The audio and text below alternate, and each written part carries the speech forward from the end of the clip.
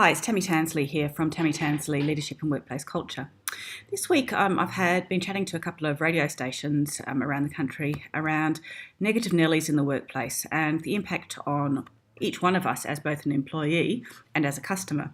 So I just wanted to have a chat to you about what you can do in the workplace, both as an individual and if you are in a position of some sort of influence or power, what you can do more broadly. So we know that negative emotions spread somewhere between 4 and 7 times more quickly than positive emotions, which is why, and I'm sure you've all experienced this, why when negative Nelly walks into the office, slams the door, starts stumping along, you can almost feel it starting to settle on the rest of the team. It's also one of the things we know about negative emotions is that we start to unconsciously mimic other people. So if you've got a couple of people who are just really, really negative, it starts to rub off on everyone else. And of course, we know from all the research that negative emotions are more powerful and last longer than positive emotions.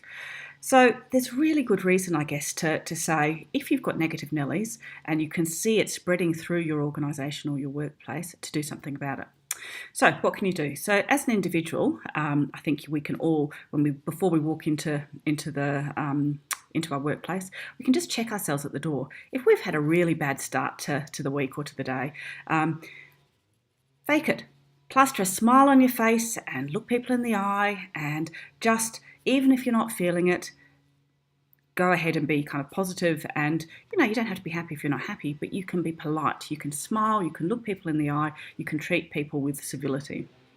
So I think that's the first thing. I think the next thing you can do is you can call out the negative Nellies in the workplace. You can say, do you know that the impact of that on me is that we'll start to feel a bit down and a bit glum. So, and often people aren't aware of it, and that alone is enough to start to get them to look at what they're doing.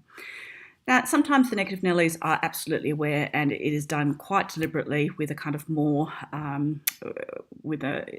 perhaps a more deliberate attempt to undermine the culture. And that's where if you are in a position of power, so you're a leader, or you're in a position of power or influence, you can really start to look at what sort of culture do you want your workplace to have. Do you want to be the sort of organisation or sort of workplace where people come in and they don't feel good? Or do you want to have the sort of workplace where people really, and you can really tell where there's a workplace where there's a great vibe? Is that the sort of organisation that you want to have? If so, you can go about really deliberately creating that. You can create a set of behaviours that people kind of aspire to, and you can start having conversations with the team around, let's call each other out if we're not behaving in that way. Really good reason to do this stuff because we know that from a productivity, engagement and absenteeism perspective, when people either are the negative Nellies, affect other people, or people are spoken to rudely in the workplace, there's real impacts on productivity, absenteeism and engagement. And that costs the bottom line ultimately.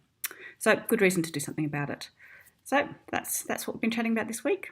Talk to you next week.